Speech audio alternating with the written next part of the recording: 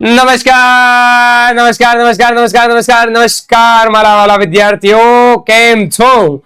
ધોરણ 7 ની અંદર આપણે કઈક અભ્યાસ ચાલુ કરી દીધો હતો અને પાઠ નંબર 1 કે રાજપૂત યુગ, નવા શાસકો અને રાજ્યો, આ પાઠની અંદર આપણે ખાસ કરી અને ભાગ 1 ની અંદર રાજપૂતોના લક્ષણો, રાજપૂતાણીના લક્ષણો અને ખાસ કરી અને ઉત્તર ભારતના જે રાજ્યો હતા એમનો કઈક અભ્યાસથી આપણે શરૂઆત કરી દીધી હતી અને આજના લેક્ચરની અંદર આપણે એનાથી આગળ જેમાં ઉત્તર ભારતના પ્રમુખ રાજવંશો અને એની અંદર કયા કયા વંશો થઈ ગયા, ત્યારબાદ ગુજરાતની અંદર રાજપૂત શાસકો, એની પણ આપણે માહિતી આ લેક્ચરની અંદર મેળવવાની છે. તો ઝડપથી જોડાઈ જાઓ અને તમારા બાળ મિત્રોને આ લિંકને શેર કરી દો અને આ ચેનલ ઉપર નવા જોડાય છો તો ઝડપથી આ ચેનલને સબસ્ક્રાઇબ કરી નાખો, લાઈક કરી દો અને બેલ આઇકનનું બટન દબાવી દો. બરાબર છે? તો આજના લેક્ચરમાં દરેક વિદ્યાર્થીનું તમારો ભાઈ ભદ્રેશ ગઢવી હાર્દિક હાર્દિક હાર્દિક હાર્દિક સ્વાગત કરું છું. જી હા વિદ્યાર્થી મિત્રો, આપણે આજના લેક્ચરની અંદર કંઈક ગુજરાતની અંદર જે રાજપૂતો શાસકો થઈ ગયા એની અંદર ચાવડા વંશમાં વનરાજ ચાવડા થઈ ગયા, સોલંકી વંશની અંદર સિદ્ધરાજ જયસિંહ થઈ ગયા અને વાઘેલા વંશની અંદર કર્ણદેવ છેલ્લો વાઘેલા વંશનો શાસક, એની આપણે કઈક માહિતી મેળવવાની છે. ઉત્તર ભારતની અંદર જે કનોજ પ્રતિહાર વંશનું છે, બુંદેલખંડ જે ચંદેલોનું કહેવાતું હતું હે ને, તો આ બુંદેલખંડ વિશેની માહિતી મેળવવાની છે. માળવા જે પરમાર વંશ, એમાં પ્રતાપી શાસક રાજા ભોજ, એના વિશેની માહિતી મેળવવાની છે. શાકંભરીના ચૌહાણ, આ શાકંભરીના ચૌહાણ વંશની માહિતી એ આજના લેક્ચરની અંદર આપણે મેળવવાની છે. તો આપણે આપણા અભ્યાસક્રમને આગળ વધારીએ એની પહેલા તમે તમારા મિત્રોને આ લિંક હજી શેર ના કરી હોય તો એને શેર કરી દો, લાઈક કરવાનું બાકી છે તો લાઈક કરી દો અને બુક પેન લેવાનું બાકી છે તો ઝડપથી બુક પેન લઈ અને મારી સાથે લખવા માટે, ભણવા માટે અને સમજવા માટે મારા સામાજિક વિજ્ઞાનના સૈનિકો તૈયાર થઈ જાઓ.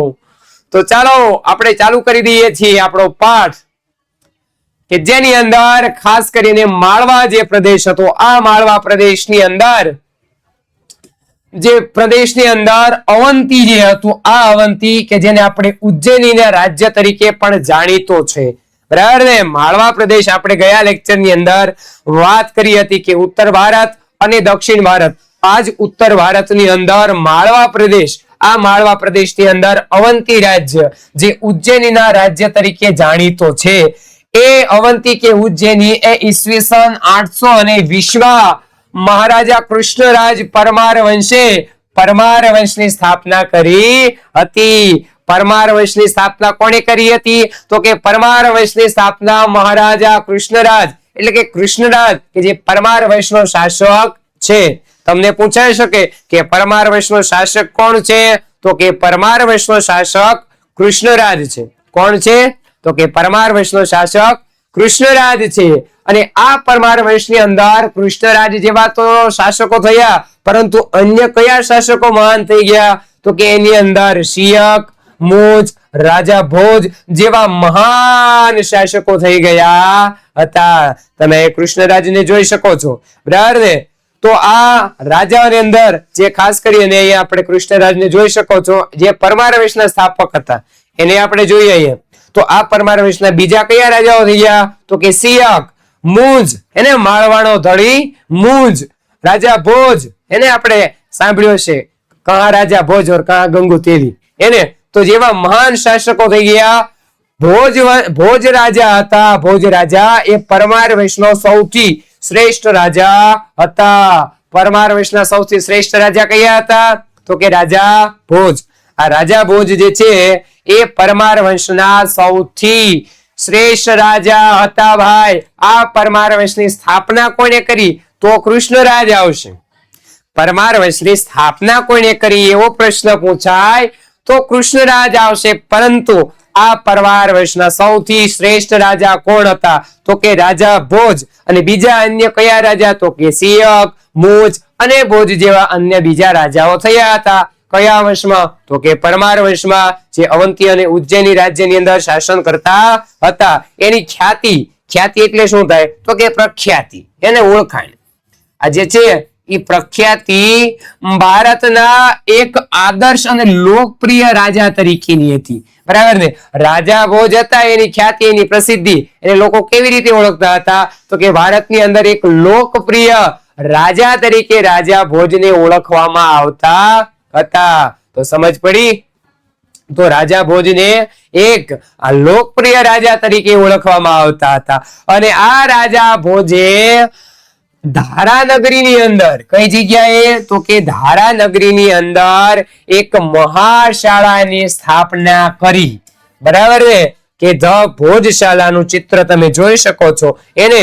તો આ ભોજશાળા કહેવાય, જે ધારાનગરીની અંદર એને મહાશાળાની સ્થાપના કરી હતી. અને ફરતીઓ ટેકરીઓની વચમાં ભોજપાલ એટલે કે વર્તમાન ભોપાલ નામનું જે નગર આવ્યું છે ને, એ નગરને વસાવ્યું હતું.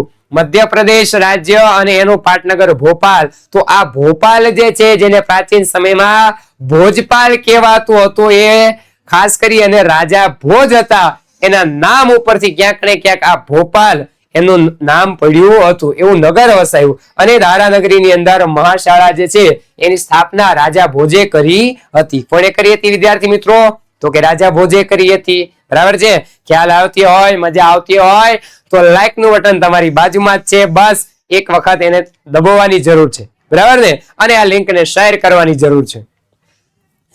તમે જોઈ શકો છો કે અહીંયા જે પ્રાચીન ભોજશાળા હતી એનું ચિત્ર તમને અહીં દેખાય છે.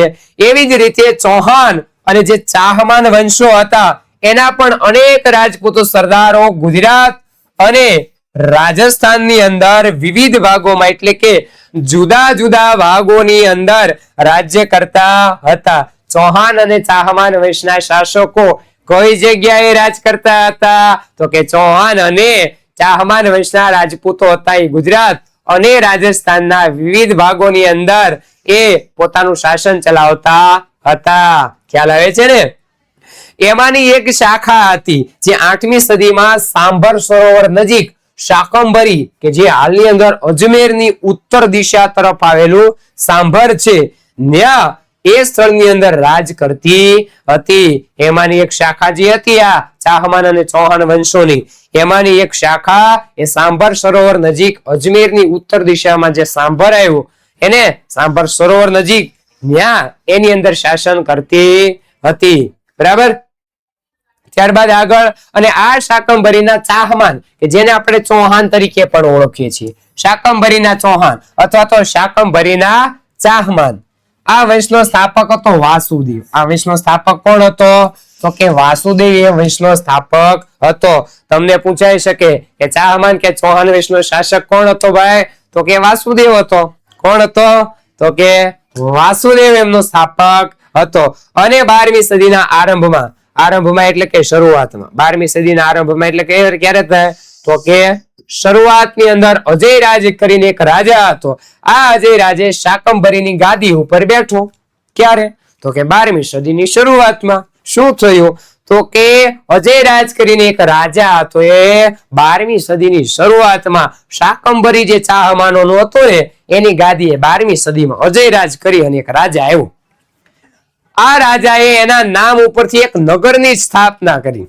એને દાખલા તરીકે તમારું નામ હોય અને તમે કોઈ એક નગર વસાવો અને એને તમારું પોતાનું નામ આપો, એવી રીતે અજય રાજે પોતાના નામ ઉપરથી અજયમેરા નામના નગરની સ્થાપના કરી. અજયમેરુ નામના નગરની સ્થાપના કરી, જે પાછળથી અજમેર તરીકે ઓળખાયું. પાછળથી જે રાજસ્થાનની અંદર અજમેર આવ્યું ને, તો આ અજમેર એ અજયરાજ નામના રાજા હતા અને એના પોતાના નામ ઉપરથી અજયમેરુ તરીકે જે છે એ આ નગરની સ્થાપના કરી હતી. અને પાછળથી એટલે કે પ્રવર્તમાન સમયમાં એને આપણે અજમેર તરીકે ઓળખીએ છીએ. ખ્યાલ આવે છે? તો આ પણ તમારા માટે ખૂબ જ આઈએમપી છે, બરાબર ને? તો અજમેર એ કયા રાજાના નામ ઉપરથી? તો કે અજયરાજ કરીને જે શાસક હતા એના નામ ઉપરથી આ નગરની સ્થાપના થઈ હતી. સરસ મજાનું આપણને સમજાય છે, મજા આવે છે, અને ક્યાંક ને ક્યાંક આપણને એવી રીતે આમ કહેવાય કે સરળતાથી યાદ રહી જાય છે. એને ગળામાં જેમ પોચો શીરો હોય, શીરાની જેમ આપણને ઉતરી જાય ગળામાં, એવી રીતે આ માહિતી ક્યાંક ને ક્યાંક આપને યાદ રહેતી હશે, બરાબર? આગળ આપણે અભ્યાસ કરીએ તો ખાસ કરીને ગુજરાતની અંદર સોલંકી રાજા હતા અને આ સોલંકી રાજાની અંદર સિદ્ધરાજ જયસિંહ, એને આપણે કીધું હતું કે ગુજરાતના રાજપૂત શાસકોનો પણ આજે આપણે અભ્યાસ કરવાનો છે. એમાં ચૌહાણો, સોલંકીઓ, તો સોલંકી રાજાની અંદર એક રાજા થઈ ગયા કે જેનું નામ હતું સિદ્ધરાજ જયસિંહ. શું નામ હતું? તો કે સિદ્ધરાજ જયસિંહ કરી અને એમનું નામ હતું. અને એની રાજકુંવરીના લગ્ન ચૌહાણ વંશના અરુણરાજ રાજા હતા એની સાથે થયા હતા. બરાબર ને? આપણે સિદ્ધરાજ જયસિંહ જે હતા, આ સિદ્ધરાજ જયસિંહ ગુજરાતના રાજા અને એની રાજકુંવરીના લગ્ન આ ચૌહાણ વંશના શાસક હતો અરુણરાજ, એની સાથે લગ્ન થયા હતા. અને આ અરુણરાજનો પુત્ર જે સોમેશ્વર ચૌહાણ એની પછી ગાદીએ આવ્યો હતો. એની પછી ગાદીએ કોણ આવ્યો? તો કે અરુણરાજ પછી સોમેશ્વર ચૌહાણ જે છે એ ગાદીએ આવે છે. તેના પછી આપણે આનું કામ નથી, આનું કામ નથી, પણ હવે આપણે કોનું કામ છે? તો કે એના પછી એટલે કે સોમેશ્વર ચૌહાણ પછી જે ગાદી આવ્યો ભાઈ, એનો પુત્ર પૃથ્વીરાજ ત્રીજો ગાદી આવે છે. એના પછી કોણ ગાદી આવે છે? તો કે પૃથ્વીરાજ ત્રીજો ગાદીએ આવે છે. તમે જાણો છો, બરાબર ને? તો આ પૃથ્વીરાજ ત્રીજો જે સોમેશ્વર ચૌહાણનો પુત્ર હોય છે અને એના દાદા એટલે કે અરુણરાજ, એના દાદાને આપણા ગુજરાતના રાજા જયરાજ સિદ્ધરાજ જયસિંહ હતા એની સાથે સંબંધ હતો. બરાબર છે? તો પુત્ર પૃથ્વીરાજ ત્રીજો, બરાબર, એ સોમેશ્વર ચૌહાણનો ખાસ કરી અને પુત્ર હતો. બરાબર? અને આ પૃથ્વીરાજ ત્રીજો એ ભારતના ઇતિહાસમાં અદ્વિતીય સ્થાન ધરાવે છે. બરાબર ને? જેની સ્થાન બીજો કોઈ શાસક ના લઈ શકે એવું સ્થાન એટલે કે અદ્વિતીય સ્થાન એ ભારતભરની અંદર ભારતના ઇતિહાસમાં સમ્રાટ પૃથ્વીરાજ એવું ઇતિહાસની અંદર સ્થાન ધરાવે છે. કે જે કોનો પુત્ર? તો કે સોમેશ્વર ચૌહાણનો પુત્ર હતો. એના પિતાનું નામ સોમેશ્વર ચૌહાણના પિતાનું નામ અરુણરાજ, અને આ અરુણરાજને ગુજરાતના રાજા સિદ્ધરાજ જયસિંહની રાજકુંવરી સાથે લગ્ન કર્યા હતા. તો સમ્રાટ પૃથ્વીરાજ જે છે એને ક્યાંક ને ક્યાંક ગુજરાત સાથેની કનેક્ટિવિટી આવી રીતે છે. બરાબર? તમે જોઈ શકો છો સમ્રાટ પૃથ્વીરાજ મતચુક ચૌહાણ એને.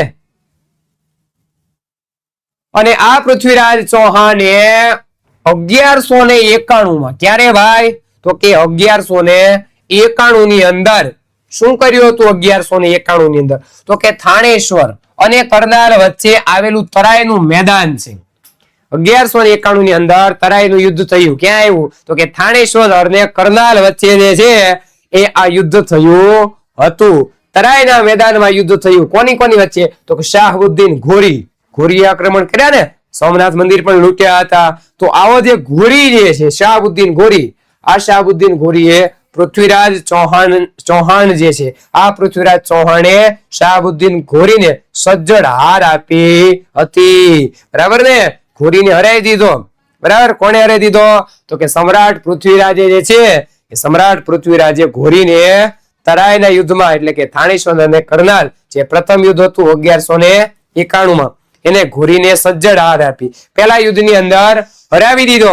અને એ પછી એક વર્ષ બાદ કે 1192 ની અંદર પૃથ્વીરાજ ચૌહાણની હાર થઈ.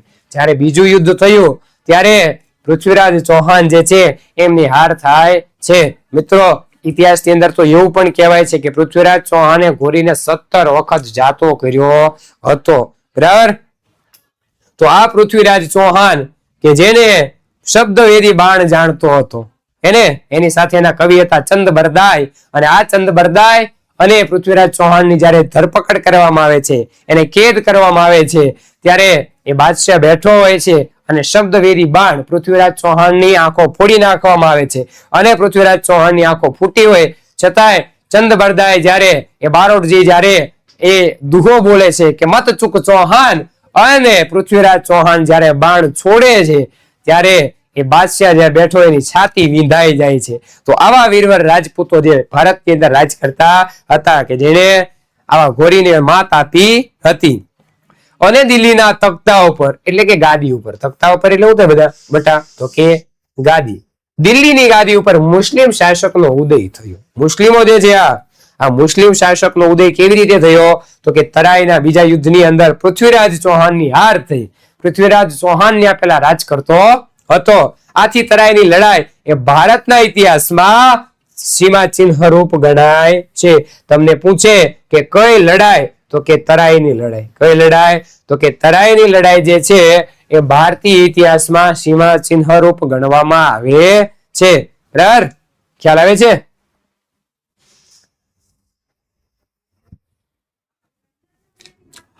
રાજપૂત યુગમાં ગુજરાતના શાસકોનું પણ વિશેષ સ્થાન હતું. એને 8મી સદીમાં ગુર્જર પ્રતિહારોનું રાજ્ય હતું, કે 8મી સદીની અંદર આ જે ગુર્જર પ્રતિહારો હતો એનું રાજ્ય હતું.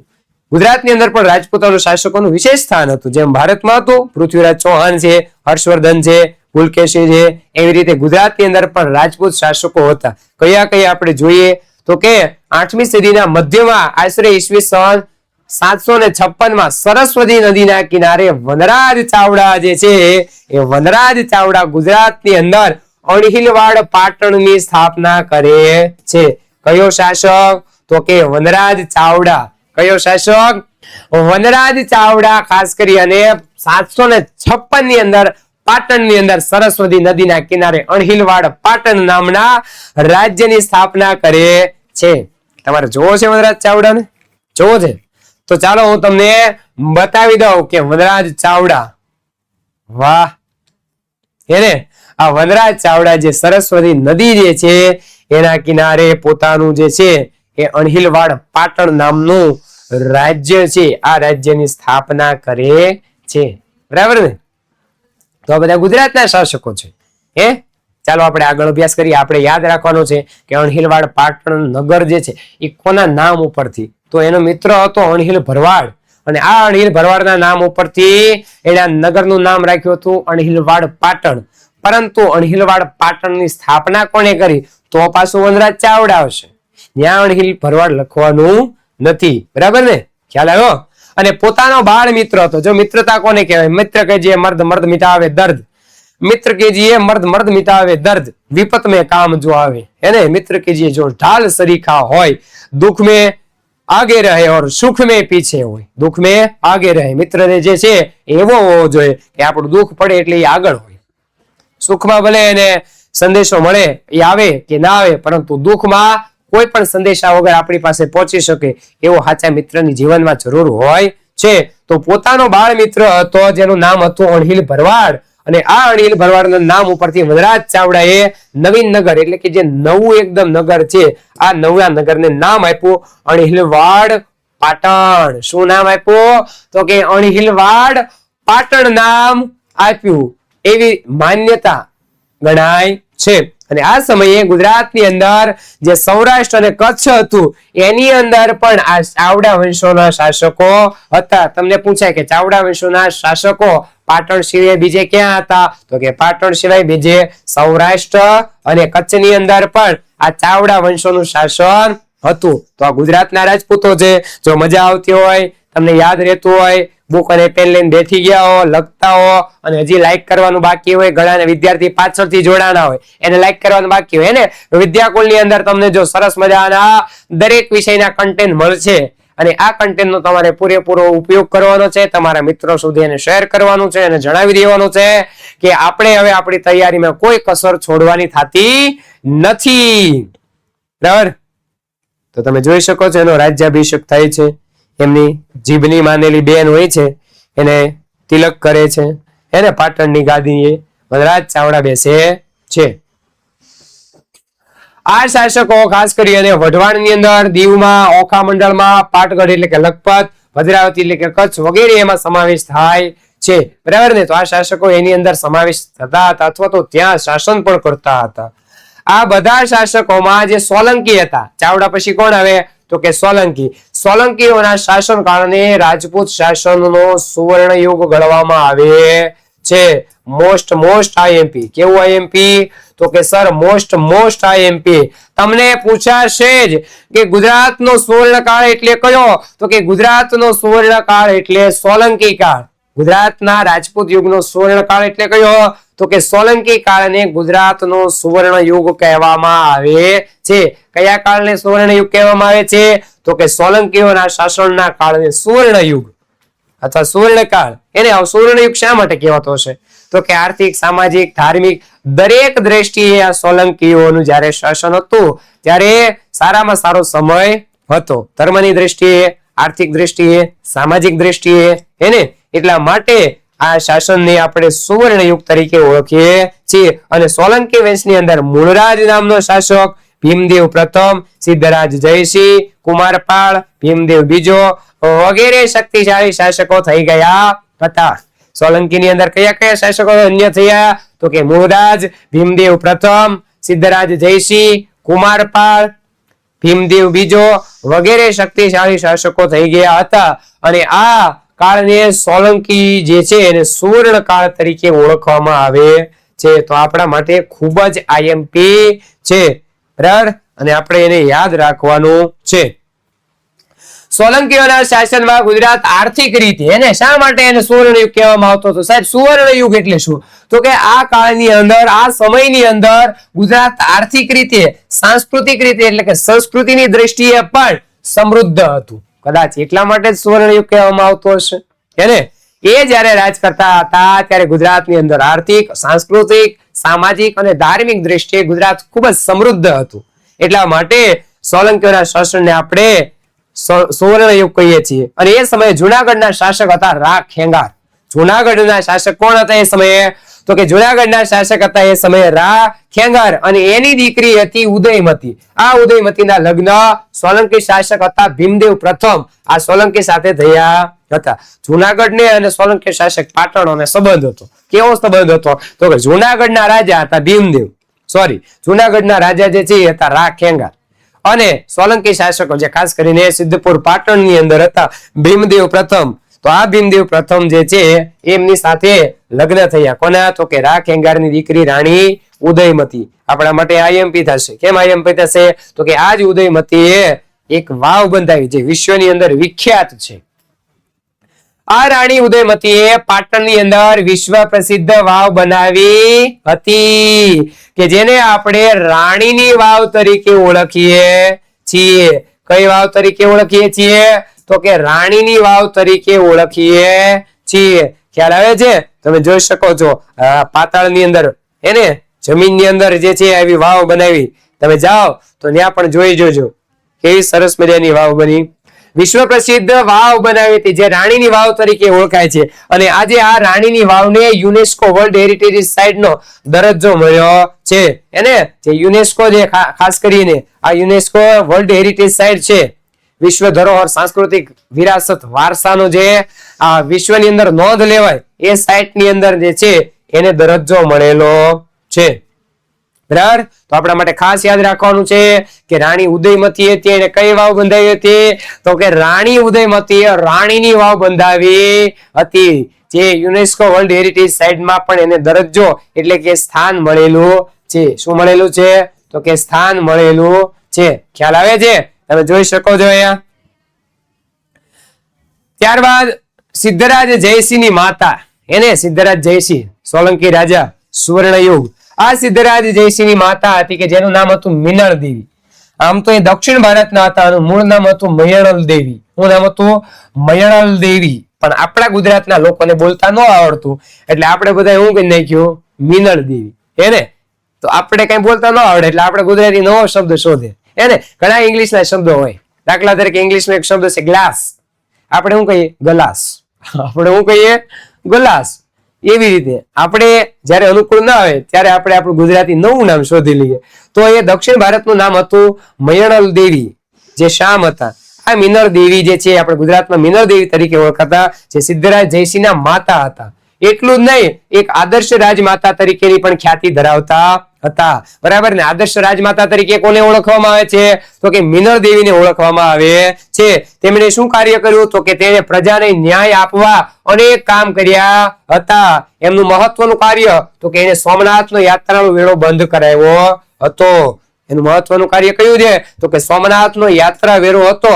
આ યાત્રા વેરો એને બંધ કરાવ્યો. સોમનાથ મંદિરે જયારે યાત્રા માટે જાય અને એ સમયે વેરો, ટેક્સ, મહેસૂલ ઉઘરાવવામાં આવતું. આ લાખો રૂપિયાનું મહેસૂલ એ રાજમાતા જે છે મિનળ દેવી એને જતું કર્યું હતું ભાઈ. બરાબર ને? સરકાર પ્રવર્તમાન સમયે ઘણા બધા ટેક્સો આપણે ચૂકવીએ છીએ. તો એક પણ ટેક્સ ઘટે એવું ના વિચારે, સતત ને સતત વધે એવું હોય, બરાબર. પરંતુ આ તો ટેક્સ જતો કર્યો હતો, બરાબર. તો સોમનાથનો યાત્રા વેળો બંધ કરાયો. બીજું કામ મહત્વનું તો કે ધોળકાની અંદર મલાવ તળાવ જે છે એની બાંધકામમાં તેમનો જ નિર્ણય હતો કે ધોળકાની અંદર મલાવ તળાવ આવ્યું. આ મલાવ તળાવ જે છે રાણી, ખાસ કરી રાણી તો ના કહેવાય, માતા મિનળ દેવી, આદર્શ રાજ માતા મિનળ દેવીએ બંધાવ્યું હતું અને ધોળકાની અંદર એમણે જ બંધાવ્યું હતું. એને એક ડોશીમાં હતા. ન્યાય જો હોય તો ધોળકા તળાવ જો, આવી કહેવત છે. કેવી કહેવત છે? ન્યાય જો હોય તો ધોળકા તળાવ જો, આ જે સાચું તળાવ છે, બરાબર. આવી રીતે જયારે તળાવ બનતું હતું ને, ત્યારે આ તળાવની વચ્ચે એક ડોશીમાની ઝૂંપડી હતી, ઘર હતું, મકાન હતું. એટલે આ ઝૂંપડી મકાન હતું એ ડોશીમાને કીધું કાંઈથી ખાલી કરી નાખો, તમને પૈસા આપી દઈશું, બરાબર. પરંતુ એ ડોશીમાએ ના પડી દીધી કે મારે તો અહીંયા જ રહેવું છે, મારે ખાલી કરવું નથી. મલાવ તળાવ બંધાવતા હતા ત્યારે રાણી ઉદયમતી પણ એને મનાવે છે, પણ એ માનતા નથી. પરંતુ એ જે જગ્યા હોય છે, દાખલા તરીકે આવી એક ચોરસ જગ્યા હોય છે, બરાબર ને, અને અહીંયા ડોશીમાનું ઝૂંપડું આવ્યું હોય, તો આ ડોશીમાનું ઝૂંપડું જે છે એ રાણી હતા પોતે, તો એ ધારે તો એ હટાવી શકતા હતા, પરંતુ ડોશીમાના આગ્રહના કારણે એને હટાવ્યું નહીં અને એટલે એને જગ્યા છોડી દીધી અને એમ ક્રોસમાં જે છે એ તળાવ બંધાવ્યું હતું. આ જગ્યા જે છે એ છોડી દીધી એને. તો આવા હતા. તો ન્યાય જો હોય તો મલાવ તળાવ જો, એવી કહેવત પણ પ્રખ્યાત છે. સિદ્ધરાજ જયસિંહ એની અંદર કલિકાલ સર્વજ્ઞ હેમચંદ્રાચાર્ય એની આચાર્ય હતા એના સમયમાં.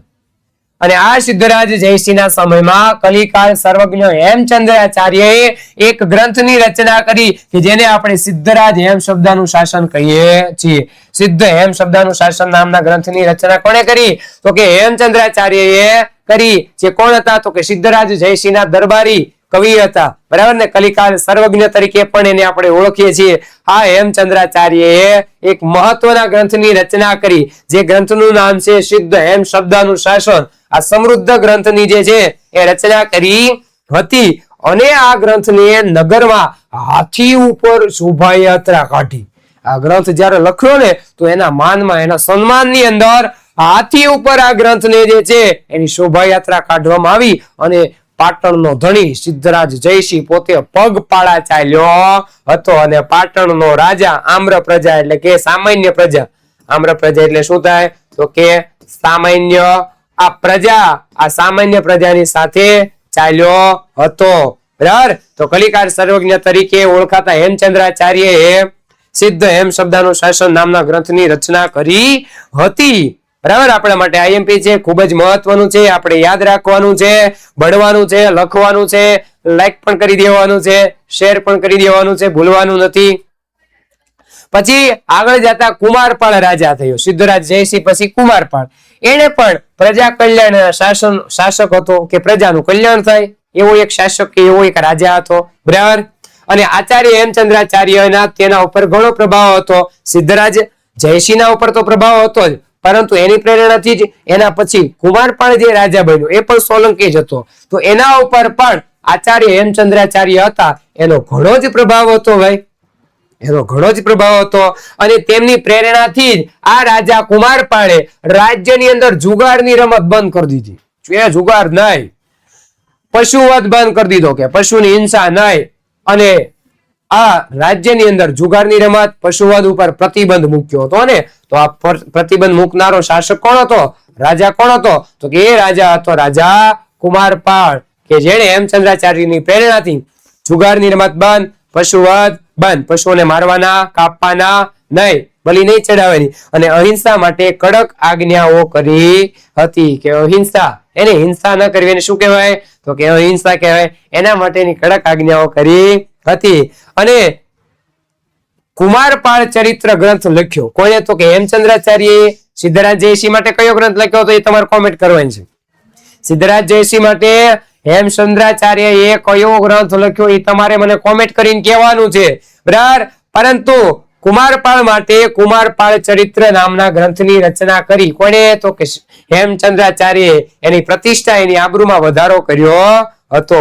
તો આ કુમારપાળ રાજા કે જેને પશુવધ, જુગારની રમત બંધ કરાવી હતી, બરાબર, કુમારપાળ ચરિત્ર ગ્રંથ લખ્યો હતો હેમચંદ્રાચાર્યએ, બરાબર ને.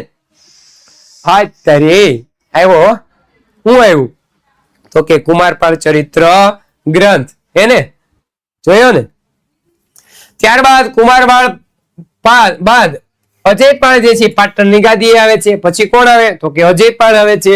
અને લગભગ 4 વર્ષનું શાસન બાદ એમનું અવસાન થઈ જાય. 4 વર્ષ શાસન કરે પછી અજયપાળનું શું થઈ જાય તો કે અવસાન થઈ જાય છે. અને ગુજરાતની ગાદી ઉપર એનો પુત્ર મૂળરાજ બીજો આવે છે.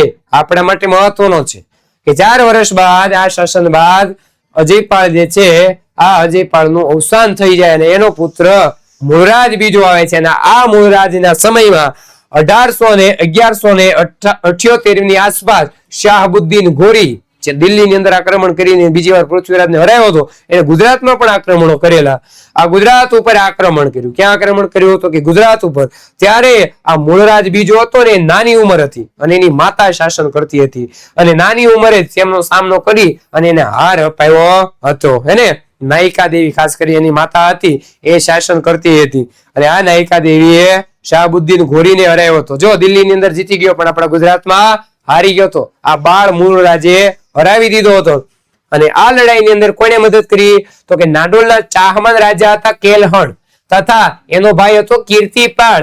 આ બંનેએ મદદ કરી હતી. આ બંને શું કર્યું હતું તો કે મદદ કરી હતી અને મૂળરાજ જે છે એનો વિજય થયો હતો. સોલંકી શાસકોની સત્તા નબળી પડી. પછી ધીરે ધીરે ભાઈ સમય થાય એટલે કોઈ પણ શાસન હોય એ નબળું પડે જ ને. એવી રીતે સોલંકીનું શાસન નબળી પડી. ગુજરાતની ગાદી ઉપર પછી વાઘેલા વંશનું શાસન આવ્યું. સોલંકી વંશ પછી કયો વંશ આવ્યો તો કે વાઘેલા વંશ શાસનમાં આવ્યો. બરાબર, આપણને પૂછાય સોલંકી પછી કયો તો કે વાઘેલા. અને આ વાઘેલા જે છે એ સોલંકીના વફાદાર સરદાર હતા. ક્યાંથી આવ્યા? સોલંકી ઉપર અટેક કરીને રાજ લઈ લીધું નહીં. આ વાઘેલા ગુજરાતમાં હતા જ. જે સોલંકી રાજા રાજ કરતા હતા ને એના જ વફાદાર સરદારો હતા. અને સોલંકી પછી એમનું શાસન આવ્યું વાઘેલાઓનું. તેમની સેવા બદલ આ સોલંકીઓએ આ વાઘેલાને વ્યાઘ્રપલ્લી, આ વ્યાઘ્રપલ્લી નામનું જે સ્થળ આપ્યું એના ઉપરથી આ વાઘેલા તરીકે ઓળખાયા. અને આ ગામ અરણોરાજને આપ્યું હતું. કોને આપ્યું હતું તો કે અરણોરાજ જે છે એને આપ્યું હતું. જે ગામના નામ ઉપરથી તેમના વંશજો વાઘેલા કહેવાયા. અને આ વ્યાઘ્રપલ્લી ગામ હતું એના નામ ઉપરથી આ વંશને કયો વંશ કહેવામાં આવ્યો તો કે વાઘેલા વંશ કહેવામાં આવ્યો. તેઓ મૂળ તો ચોલુક્ય જાતિના જ હતા. મૂળ કેવા હતા તો કે ચોલુક્ય એટલે કે સોલંકી જાતિના જ હતા. અને આ વાઘેલા વંશની અંદર ખાસ કયા શાસકો તો કે વીરધવલ, વિસળદેવ, અર્જુનદેવ, સારંગદેવ જેવા શાસકો ગુજરાતનું શાસન સારી રીતે ચલાવ્યું હતું. આ હતા વાઘેલા વંશના શાસકો જેને ગુજરાતની અંદર શાસન કર્યું હતું. વીરધવલ શાસનકાળમાં ગુજરાતને વસ્તુપાળ અને તેજપાળ, જો આઈએમપી આવે છે તમારા માટે, વસ્તુપાળ અને કયો તો કે તેજપાળ નામના સમર્થ મંત્રીઓ મળ્યા હતા. કોના સમયમાં તો કે વીરધવલના સમયમાં. વીરધવલ વાઘેલા હતા એના શાસન કાળ દરમિયાન વસ્તુપાળ અને તેજપાળ જેવા સમર્થ મંત્રીઓ ગુજરાતને મળ્યા હતા. એને આ મંત્રીઓની જે કુને છે ખાસ કરીને જેને આપણે આવડત કહેતા હોઈએ, શું કહેતા હોઈએ છીએ તો કે આવડત કહેતા હોઈએ. આ આવડતના કારણે ગુજરાતમાં મુસ્લિમ આક્રમણોથી બચી ગયું હતું. એને આખા ભારતમાં મુસ્લિમોનું આક્રમણ થતું પરંતુ વસ્તુપાળ અને તેજપાળની આવડતના કારણે ગુજરાતની અંદર આ આક્રમણ અટકી ગયું હતું. અને વાઘેલા વંશના છેલ્લા કોઈ શાસક હોય તો એ હતા કર્ણદેવ વાઘેલા. કોણ હતા તો કે કર્ણદેવ વાઘેલા હતા. તમને પ્રશ્ન પૂછાય કે વાઘેલા વંશનો છેલ્લો શાસક કોણ? કરો કોમેન્ટ. તો કે કર્ણદેવ વાઘેલા. કોણ? કર્ણદેવ વાઘેલા. અને 1304 ની આજુબાજુ ગુજરાતમાં દિલ્હી સલ્તનતની શરૂઆત થઈ હતી. ત્યારબાદ શું થયું તો કે 1304 ની પછી ગુજરાતમાં દિલ્હી સલ્તનતની શરૂઆત થઈ હતી. બરાબર, તમે જોઈ શકો છો કર્ણદેવ વાઘેલા છેલ્લો શાસક.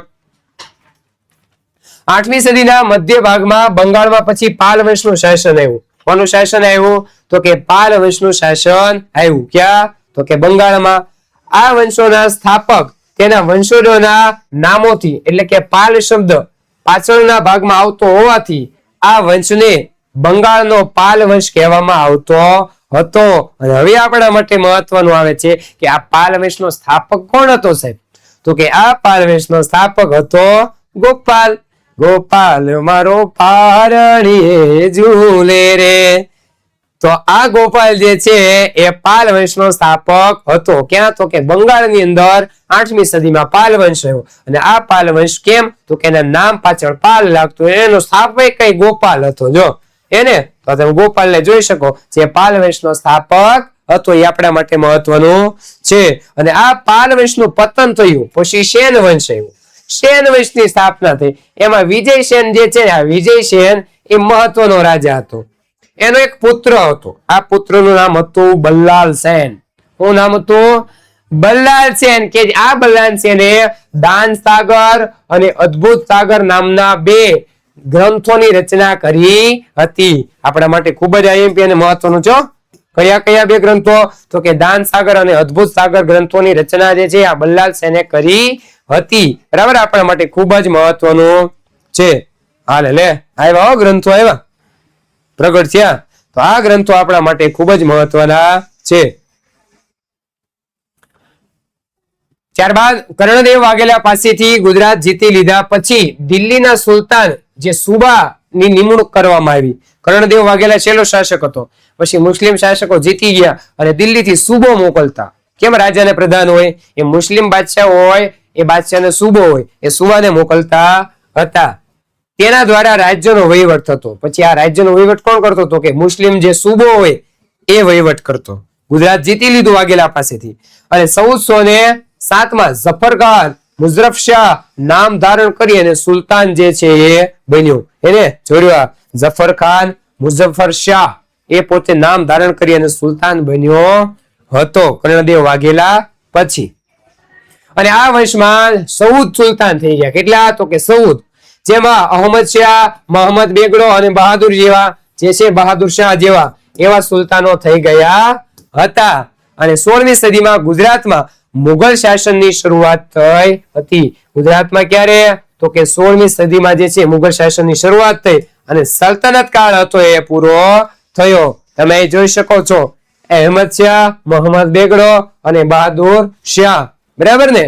તો બસ આપણે આજે અહીં સુધી રાખીએ છીએ અને આવતા લેક્ચરમાં અહીંથી આગળ અભ્યાસ કરીશું. ત્યાં સુધી મને રજા આપો.